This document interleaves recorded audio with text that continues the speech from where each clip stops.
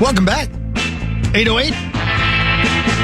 Musman, Lieber, Anthony Harris, former Minnesota Viking with us in the studio. Along with the regular cast of characters, we have Belinda Jensen stopping by just a little bit as well. Some big news from Bell. So lots going on. Short segment here, though. So we'll hit some sports real quick as we still have our guests in the studio. It's time for Fan 5 on the Power Trip. That's right. All right, the story everybody's talking about is the U.S. men. They won gold in hockey 2-1 over Canada. Yes! Thanks to Matt Boldy in regulation and then Jack Hughes in overtime. First gold medal for the U.S. men since the 1980 Miracle on Ice team. Was it Kurt Bills? No. No. You just said no. Oh, were you listening? Hellebuck was unbelievable. No, Anthony, let me ask you a question. It's a two-part question. Part one, did you watch the game yesterday?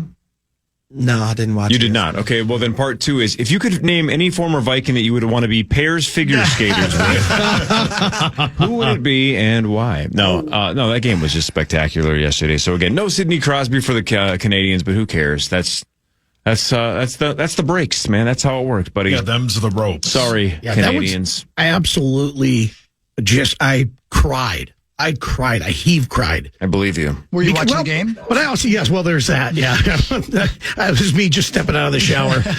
No, but 1980, I was 8 years old. And it was the first time I ever saw my father actually weep. I've never seen him do that. Was he watching the game? Yes, he was also. Did he step out of the shower too? Did he look at your report card? But he did step out of the shower. But it was so amazing. And, Faber hits the double doink. Are you kidding me on that one? I've never seen that before. Unreal. It was just such a great game, and holy goodness, just the women and the men both winning gold and the way that they both did it. Mm-hmm. You're never going to see that again. I'm guaranteeing that. Zach, are you with us? Yes, sir. How about you going viral now with Barstool with your post? Wait, what? Dude, go to Barstool Sports. They posted your thing from the Blaine Super Rink. Oh, really? Yeah, it says from Zach Halverson. Well, I'll be darned. Wow. That's got 7,000 likes right now. Mm-hmm. It must be nice being Zach. He just Zacco. Anytime he posts something, it goes on national TV. I know. How about that? Zacco. He gets a lot of national publicity for tweets. You do? And whatnot.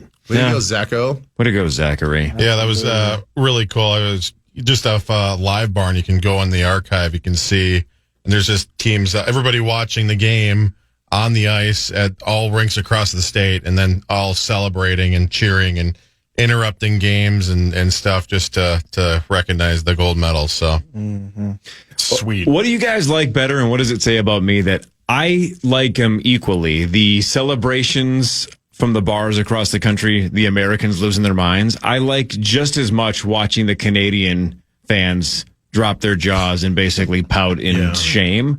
I think they're equally fun for the same reason. You guys have a favorite? Would you rather watch the celebrations? Even the guys on Team Canada. Yeah. Oh, I mean, the stuffed animal thing is all time. Why are they doing that? I don't know. What is that about? I was confused as well. But there are a few of them that immediately, as the camera panned, they just like put it down on the ice or on like the bench behind them. Man, again, the eye roll from Nathan McKinnon is just epic. Like, what? Don't give me a toy. I just lost the gold medal. I don't want this. And like when you lose the Super Bowl, you just leave the field. Yep. They had to stand there for like a half hour waiting. Well, you got to get your silver medal. Yeah, there is that. And I think there's one thing to stand there after losing and trying to take it all in and use it as fuel to, move forward in the future. But then you handed a stuffed animal. I don't know. Yeah, right. Why? I think that might be the toughest part after losing. Yeah, bring him to the locker room. We'll just pick him if we want him. Did Drake May get a Labubu after the Super Bowl? Brilliant. Like, here you go, buddy. I don't think so. But again, they got to be worth something. Put them straight on eBay. Yeah. Anthony, Got to be worth something. I hate to ask the question this way because I'm trying to find the information, and I don't want to. I hope I'm not putting you on this. You were still on the Eagles when you guys were in the Super Bowl, right? Yeah. Yep. So as we're talking about what is, that's tough, right? It's tough. You go through the entire preparation leading up to it. You're executing in the first half, and then second half you come out and then you don't get the end result when the clock hits zero. And so for me, it was just about a moment of like kind of just taking it all in. seeing the other guys on the sideline celebrate, watching the confetti come down, and then looking around at my teammates and seeing guys, some guys taking in moments, some guys, trying to reach out and give handshakes and congratulate guys, and other guys just deciding to leave the field. And everybody handles it differently. But I think just being there, seeing the experience, and then just taking a moment to understand how close you actually were. And the one thing I always tell people about, I believe it was 2018 or 17 when we lost to Philly in Philly to play in the Super Bowl in Minneapolis. As a younger guy, I tell people all the time, I didn't actually realize, and it's going to sound kind of crazy, that I'm like, we were one game away. And it was the idea of we were taking it one game at a time, focusing on just that game that we had coming up that week. And so I never took a moment to really look that far ahead and understand that if we win this game, we're playing in Minneapolis. Yeah. That's how focused I was, and a lot of guys were, on winning that game. And so from that moment on, I decided to take a little bit more time after each game in different moments and really just understand where we really are, where I am in the position that I'm in, be grateful for it, and then understanding what's the next step from there. In case you guys don't remember, 38-35 loss to the Chiefs in that Super Bowl. Oh, man. Yeah. What was that flight like home the next day? Like, what happens from like the Super Bowl, all this stuff? I mean, both winning and losing teams, but obviously, so you were on the losing side. So like, obviously less celebration. Yeah. But you spend the night and then what, like a 9 o'clock flight the next day? And then is it just like does it feel like a funeral? It's a weird dynamic. You lose, and like any other game, you take a flight back, your family's not there, you don't spend that much time with them. So it's more of a quicker transition in any other game. But in the Super Bowl, your entire family's there, or you have a good number of support people who flew in for the game. And so afterwards, everyone's not just going to their home, they're in the hotel room. And so different people are just kind of hanging out in the lobby or hanging out in the room, and you're really just going through that process, with your family. And then there are other guys who decide to, hey, we lost, can't change it, it's kind of in the past, and they go out and they kind of just have a few drinks and try to, soap over the moment. So everybody handles it differently, but it's kind of a weird feeling and a mixed bag of emotions. What about the emotions of stomping the 49ers in the NFC Championship game and knowing you're going to the Super Bowl? It's one of those things where the team's just rolling. The team's rolling, and then you're like, you don't really it doesn't hit you until the Fetty comes down. Like, there's a feeling of, hey, we're going to the Super Bowl, but then there's also like a kind of a surreal moment once you see the confetti kind of fall down, and then there's family on the field, and there's all the performance and the staging and things that are rolling out afterwards to kind of celebrate that win. That really kind of solidifies, okay, now we're going on to the next stage. Wow. Who was the halftime performer the year you were in the Super Bowl? I can't quite remember. Which means you didn't come out early and take a peek at it then, right? No. I remember it was someone where guys was like, oh, I'm going to peek out, and they were kind of joking, saying, yeah, I'm going to have to try to take a see if I can. And then there was nothing. And it was nothing. But from there, it like the process of longer halftimes, staying loose, and you're really focused on how can I be prepared to come out in the second half with the extended period of time that you have during the halftime show. Rihanna. Yeah. Oh, it was Rihanna. Riri. Yeah, it was Rihanna. Wait, so what was it like being on the field, on the defensive side of the field, when the Minneapolis Miracle happened? I just remember being on the sideline and just thinking about, like, I'm a guy, until the clock hits zero, we always have a chance. And so the first thing I thought was like, how this game has been with a lot of ups and downs and a lot of excitement. I'm thinking, we're returning this kick. Like, that we're returning this kick. It's going to be an amazing moment. And, he looks like he's about to spring, and then he gets tackled. And it's like, well, okay, now what's the next possible scenario? And I'm like, we can make a big play downfield and get out of bounds and kick a field goal, try to send it to overtime. And from there, he catches the ball, and I'm like, okay, we got time, out of bounds, because you don't quite see. Yeah. Just look on the big screen, and then you see him look back, and you're like, wait, there's nobody around. And he's like, he's actually going to score. And so from there, it's just a crazy amount of emotions. Like, wow, I thought that it would be a possibility. I'm like, there's no way our season could just end like this. And I'm sure that that's a moment that they had, but fortunately for the Vikings fans and myself, we were able to pull it off. So it was definitely a wild moment. Wow. Great Yeah, stuff. one of the best. One of the best moments coolest. ever in the franchise. Super fun. Yeah, man. All right. When we come back, Belinda Jensen's going to join in like 10 minutes, but another segment of the Power Trip Morning Show. We go commercial free after this. Anthony Harris, former Minnesota Viking, is here. Ben Lieber is here. This is the Power Trip Morning Show on the...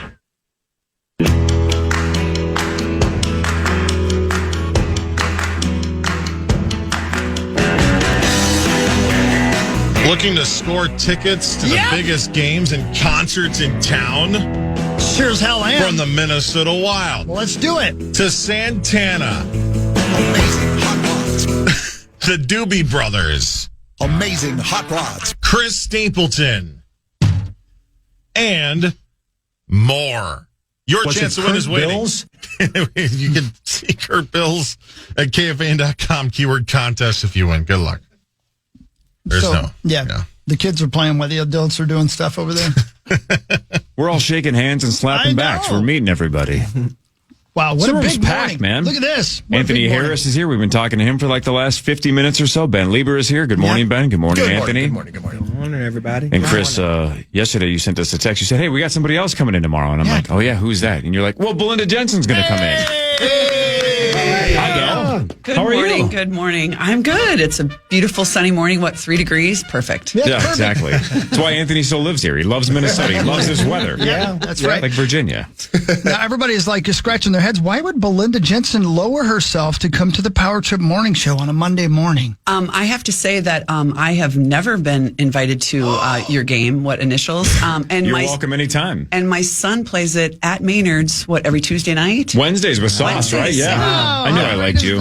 So Is he I'm good at it? thinking, he did win one week. Okay. Love it. So I'd like to maybe. Yeah, no, I just we'll get you wasn't in the mix. invited, so here I am. I invited myself today. I guess. Love it. That works on this show. Yeah. Well, That works. Lee Valsvik invited me. Sure. So let's just say that. Yeah. Well, she's got open, she can do anything she wants. She's Lee Valsvik. But, and now especially because we have a very, very big announcement from you.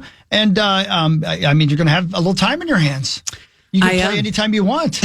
Would you like to make your announcement? Sure. Here it is.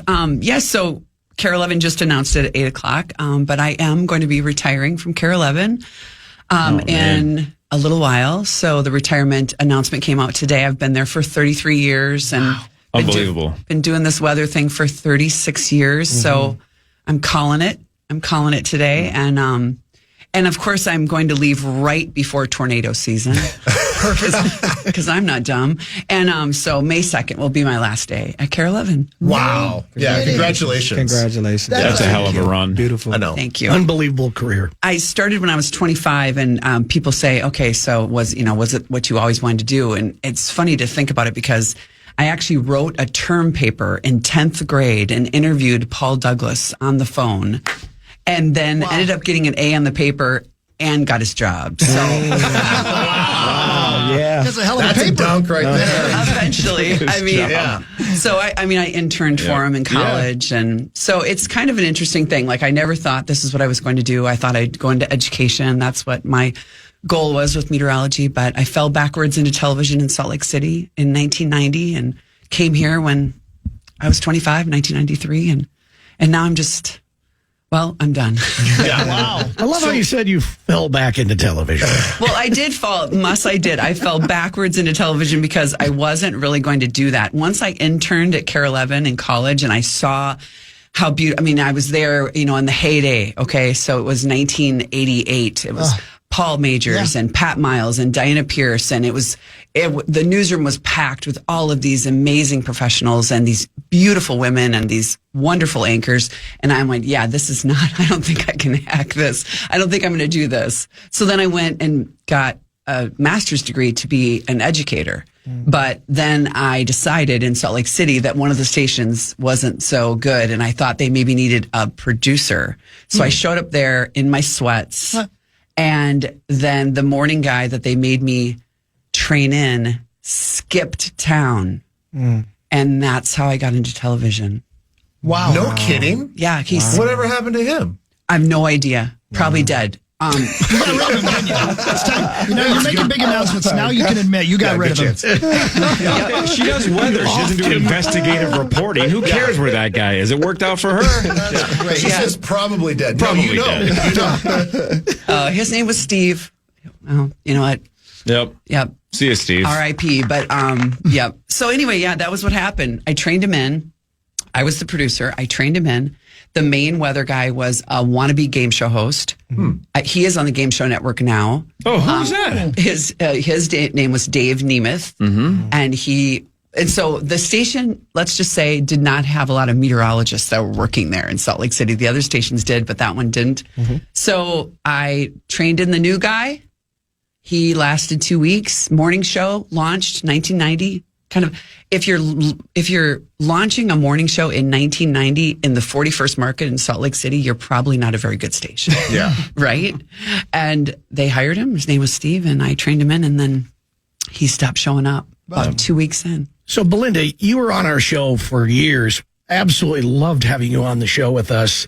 Heinz made me go and give you flowers and presents for one of your birthdays, but didn't tell you, so I just showed up at your door. That was a weird moment. I remember that. Weird morning. And I was at my house because I did a K102 and Cities 97 and KDWB from my house back in the day. We'd have a microphone in the house. Yeah, and your tiki parties were legendary. So much fun. Oh, my gosh. Oh, my gosh. Such a I good can almost time. remember a few of them. So if we can back up 30 seconds, though. So hang on. Muss is going to go with the excuse that Heinz told you to show up at Belinda's door with a bouquet of flowers. Terrified. I love Belinda, and I was just like, oh my goodness. That sounds like you shot your shot and now found an excuse to say why you were at her front door with flowers. But the look that she gave me when she opened the door was like, oh no. No, that's not true. Not you. I just think I was honestly, in a robe, but with my cup of coffee going, what did I do wrong and why are you here? Why is Muss here? Why do I deserve this? Belinda, though, how long did you grind thinking about, retirement and wanting to get to the spot where you go, all right, I'm done? It's KARE has been this blessing in my life. No question. 33 years at that place. I started out as the weekend meteorologist and the host of the Saturday morning show. And in those 33 years, they let me, of course, do the franchise of Grow with KARE, work for Ron Schara, do Minnesota Bound. They let me go to the Olympics in Salt Lake City for a month with a crew of 7. All of the opportunities that KARE let me do in those 33 years were phenomenal. And then I became the chief, and I've been the chief for 18 years, and I've got this team of meteorologists under me that I'm really proud of. They're all my former interns, which is really cool since I interned there too. And it is a great place to work. Golden Valley is home to me. I've been there for so long. And it's just time for me to move on to another chapter. And I just need to do something other than the 5, 6, and 10. 5, 6, and 10. Sure. 5, 6, and 10. So I'm looking forward to a lot of fun things moving forward. And you're not related to Bobby, right? Well, we argue like we're married, but we are not married. His true wife, God bless her, Phyllis, yes. But one thing, that was a wonderful relationship that we've had for now 30 years, learning everything about growing things. That my thumb became a lot less brown and a lot more green over the years. That was a wonderful thing I had a chance to do. And so I love him. I have great people I work with. I mean, all the people in the past, Randy and Eric and Dave Schwartz, and then, of course, now Julie and the whole team at KARE, Chris Sarapsky and Rena and Lauren. And I mean, it's a family over there. So it was a difficult decision, but I'd been thinking about it for a long time. So it's nuts too, and tell me if you agree or disagree. But I'm a pessimist when it comes to almost everything. But the evolving state of media with radio and TV, I think 30-year careers in TV is going to be beyond the exception moving forward, right? Our generation is probably the last one to have what you just did. So it's pretty cool that 33 years is a thing that was even possible. Mm-hmm. It was very, very different. And really, I started 36 years ago in 1990. So you're right. The entire business, the entire structure of the business has completely changed. And now, of course, back in the day, you would prepare that 7-day forecast and you would hold it and you would spend lots of time on it. You maybe wrote a column for a paper. And then the first time people would see it would be at 5 or 6 or 10. And it was must see TV. What's the weather going to be like? Or what's the head, the lead story? And now, of course, the second you get that forecast done, you better believe it, because you're going to throw it out on every single platform, every single minute, every single day. Because the way the world works now is everyone wants instant gratification. They want their information. They want it now. So it's such a different formula, I should say. And yeah, it is. I think you're right about that. I think people will evolve and do different things. I don't think local media is going to go anywhere. There's always going to be local weather. There's always going to be local sports. There's obviously so much local news going on that's so important that people need to be aware of. So it's just changing. Where do you find it? What platform do you find it in? And the cool thing is you can now find it on demand, obviously on all these streaming platforms, KARE 11 Plus, you have KFAN Plus, everything, right? We have all kinds of things we don't even know. We don't even know the names. I don't even know our call letters anymore. Sure. Yeah. Belinda, is there a weather event that stands out for you that you had to cover or were and if you awesome enough to cover it for us? And you can't say the Halloween blizzard. I wasn't here then. I was in Salt Lake City when that happened in 91. No, you know what? I have a few. One that probably will stick in my mind forever. I worked weekends for the first 13 years that I was there. So it was a Friday and we would send Ken Barlow, who was the chief at the time, to go do these fun Fridays. And they would send him, this is how old this was, they would send him in the helicopter to a festival. And this festival just happened to be in Brown County, which, by the way, folks, is a long ways from here. Yeah, it's in southwestern Minnesota. So they sent Ken Barlow to Brown County because the weather was good. There was going to be a few storms, but it wasn't going to be severe. At least that's what we thought.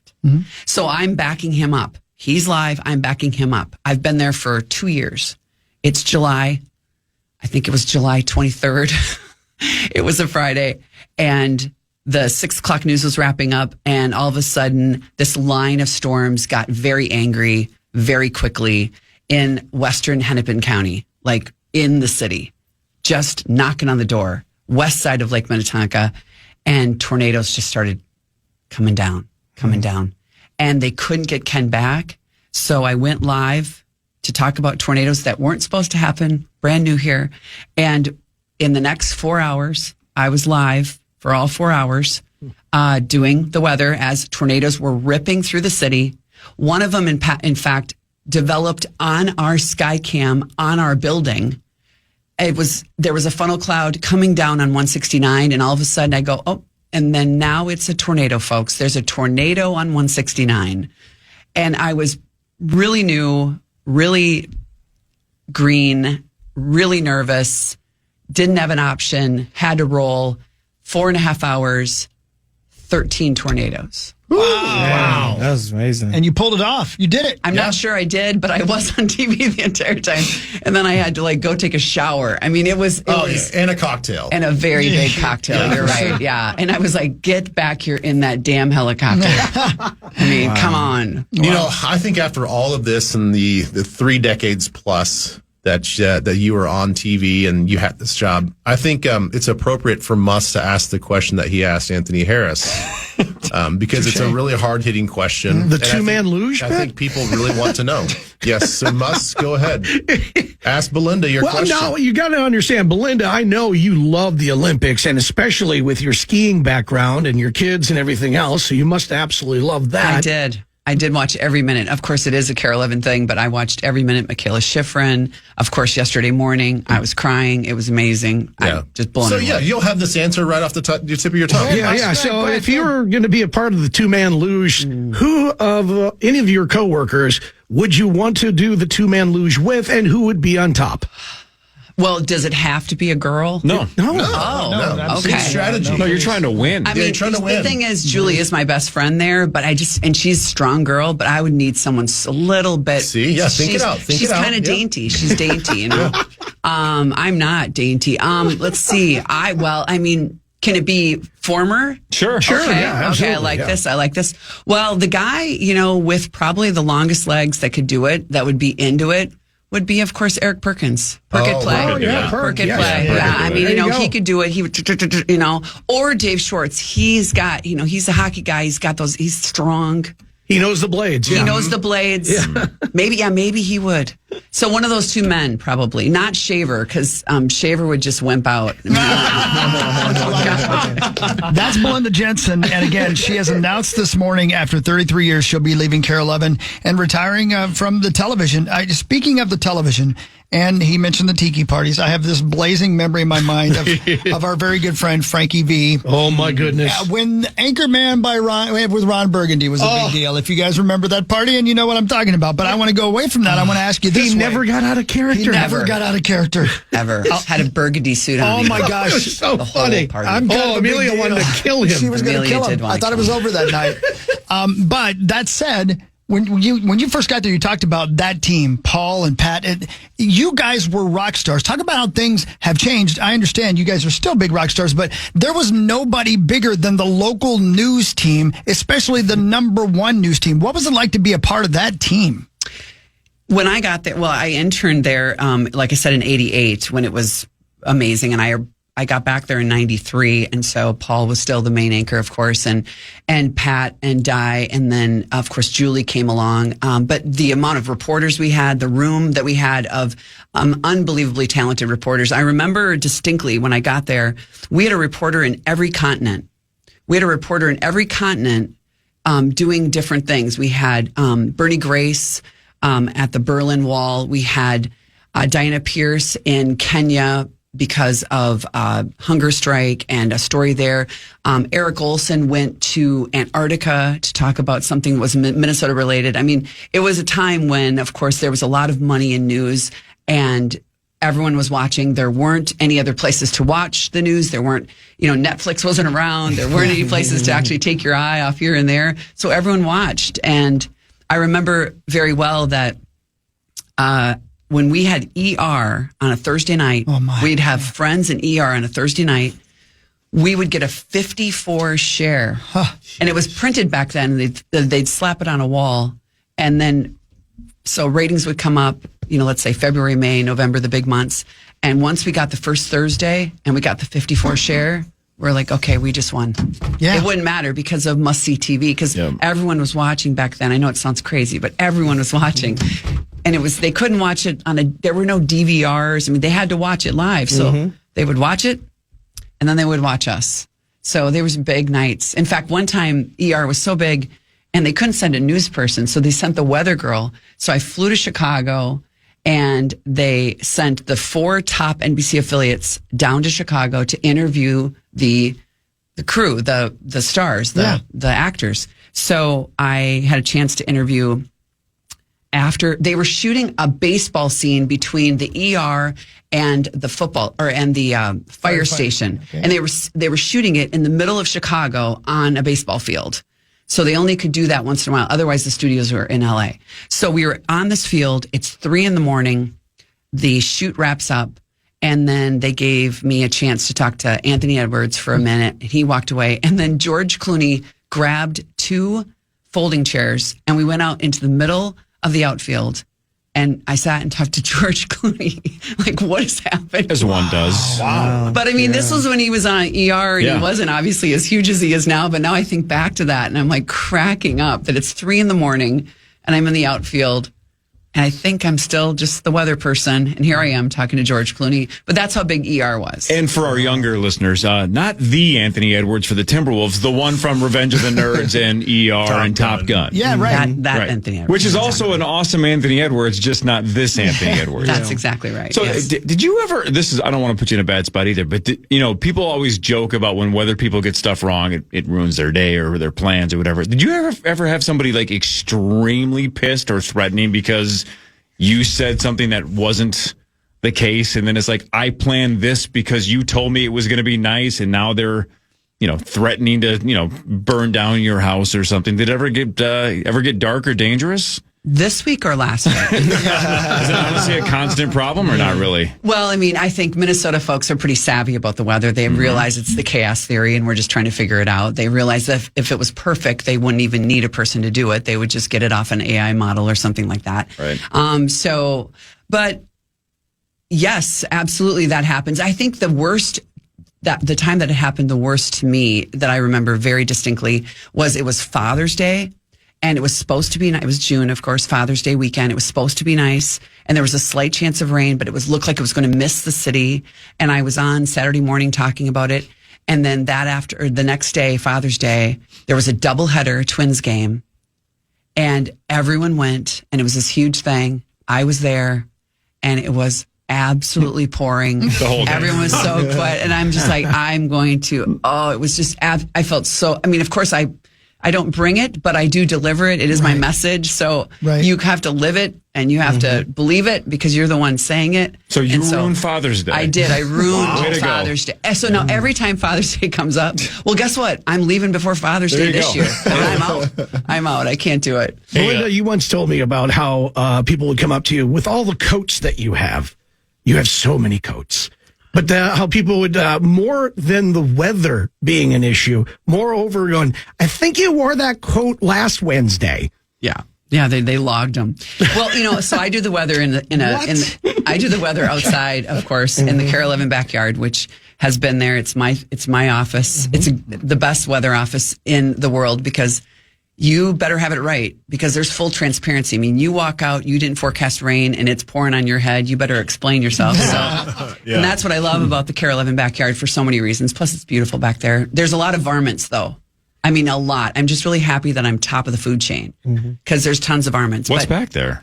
So in my years there, have Ron Shearer shoot them. Well, I wish, but it is Golden Valley and we have a couple fences. I'm not sure it's good, but we have, there was a possum the other day.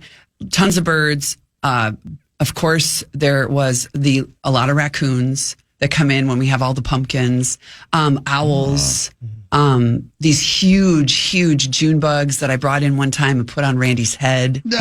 He wasn't very happy about that. Anyway, so I do have a bunch of coats because I work outside, 7 months out of the year, it's freezing. So 33 years of doing that, you kind of gather some coats. And so I do kind of have a coat collection that I am auctioning off, and the auction starts on Sunday. I was going to ask that. You want to buy one, Anthony? I'm just thinking, the inventory with the coats, it has to get kind of, excessive. And so I know some of it may be sentiment from, some of your first broadcasting moments, but I was just kind of wondering what were you going to do with that afterwards? Yeah, so I thought, I did think with everyone's, liking this one and that one or whatever, I decided to put together a coat auction. It's going to be on the ICA Food Shelf website. The ICA Food Shelf is a food shelf that feeds the entire Western Metro. Remarkable organization that I've been involved in for a very long time. Nice. So it's going to be a 1 month auction on their website, a silent auction. There's 37 coats, 20 hats, 12 scarves. So go at it. March 1st. Wow. We're doing a story on it tonight at 10. So I'm excited. And of course, all the money will go to me. No, all the money will go to the food shelf. So that's awesome. That's great. Chris, buy one of her hats. You kidding me? I'd love it. Yeah. Yeah. So there's a few, and I did make sure they're all clean and they have buttons and everything else. I mean, the weather's only on for 3 minutes, so I literally wear the coat for 9 minutes a night. I mean, they hold up. Usually. So. All right. So with about 3 months to go, are you in the I don't give a bleep mode yet of I'm in cruise control? You want to know the weather? Look out your window. No, it's going to be warm. It's going to be cold. I don't know. Here's why I ask is because Zach Halverson, who's 2 studios over now, I don't know if you can see him. His dream, he has a couple of dreams. He's a storm chaser. He loves tornadoes. He loves the weather. One of his dreams is always apply. I'm not smart enough. He's always said he's not smart enough, but his dream is to do a newscast, a weather newscast. How do we just have you at some point in the next 2 months go kick your feet up, have a drink while you're on camera, and just go, Zach's going to do the weather. I don't care. Yeah, you've had 33 good years. Might as well ruin the last couple. Yeah, correct. Who cares? Let Zach do one. Who's this Zach? You know what? Absolutely, he should come over. I mean, we're not that far from here. Exactly. Come on over, 5, 6, and 10. We don't have interns anymore. So if you guys still have interns, that would be great. Oh, we don't either. I'm know, hoping we get that ridiculous. back. It's terrible. I agree. That's how I got here, being an That's intern. how most of us got here. So I sure hope we get that back. But yeah, he can come on over. Not on a weather day though. I mean, there has to be like blue skies.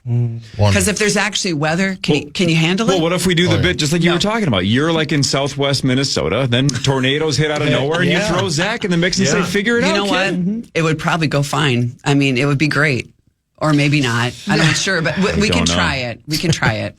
We've asked another station, and they were like, absolutely not. We take that serious. Channel 5 was like hard pass. They were like, no way. No way. That's because it was another station. Yeah. So, Hey, we'll do They it. said no as quick as seriously, possible. man. I get it. We'll do it. I know a former Viking who might be one to do it as well. Anthony, you want to get into weather? Or what? I don't know. Weather, possibly, maybe. Not too sure about it. My big thing, I wanted to go back to when you said you had the opportunity to go live for 4 hours. Was that kind of your welcome to the, weather broadcasting moment, or was there another moment? Well, it was certainly eye-opening, that's for sure, because I had only been there, like I said, just a couple of years, and then with 13 tornadoes hitting the city, everyone was watching. Yeah. So they were used to watching, Ken, and then I was his backup, and so I just did it for 4 hours. So yeah, it was trial by fire, big time, and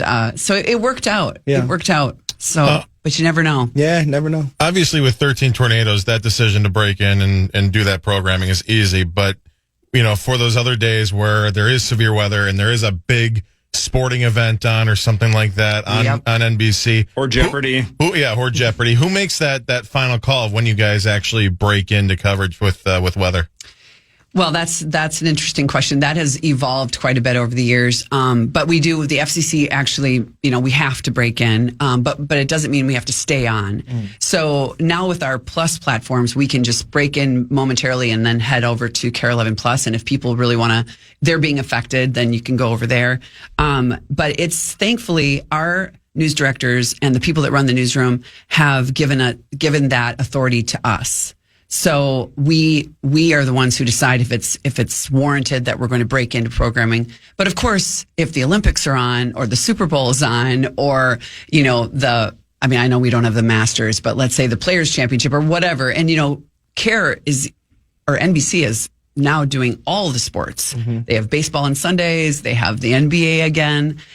So we do have to be cognizant of that for sure. So we have created ways where we even have like the crawl.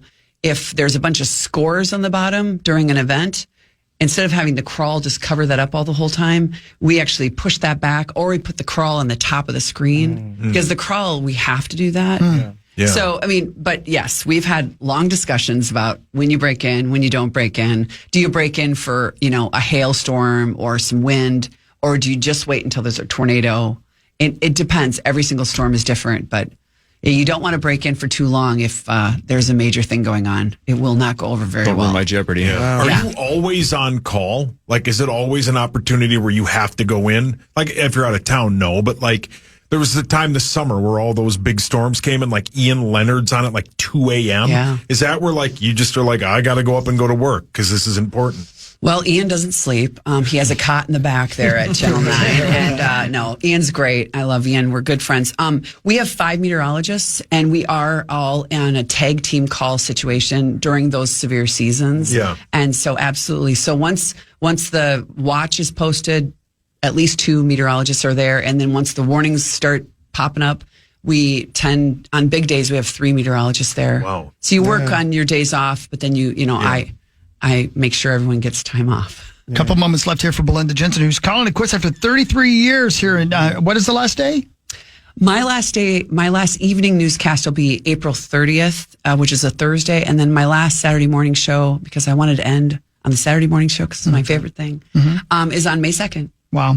Well, you've connected with the Twin Cities unbelievably. And you've been a part of people's lives for 33 years. You're a part of our family. Well done. Thank you. That's so nice. And now you guys are empty nesters. You and Dave. We are. What are you going to do? You guys just stare at each other and go, you're going to be here the whole time? Ayahuasca, gambling. What are you going to get into? It could be exciting.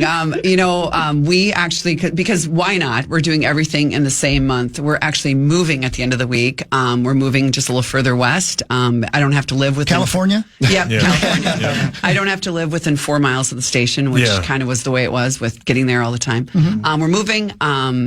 We love surfing. We go wake surfing all the time, so we'll probably do a lot more surfing. Nice. Surfing makes you feel young, and we're not young anymore, so we're doing that. And some travel.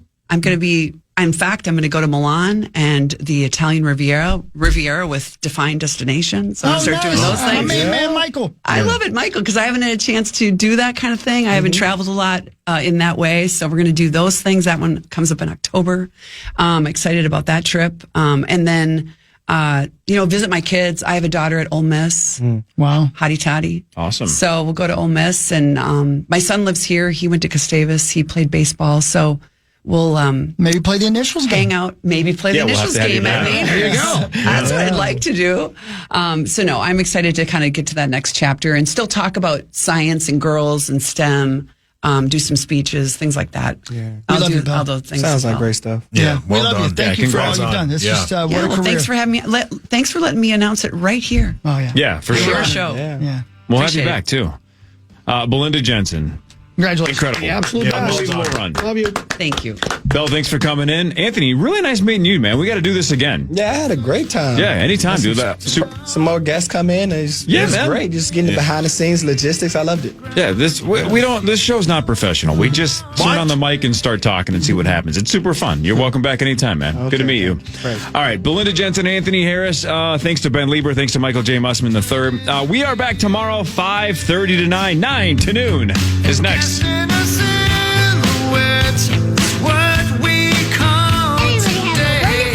too, Abba Dabba. Love you. Enjoy the day, everybody. Bye-bye.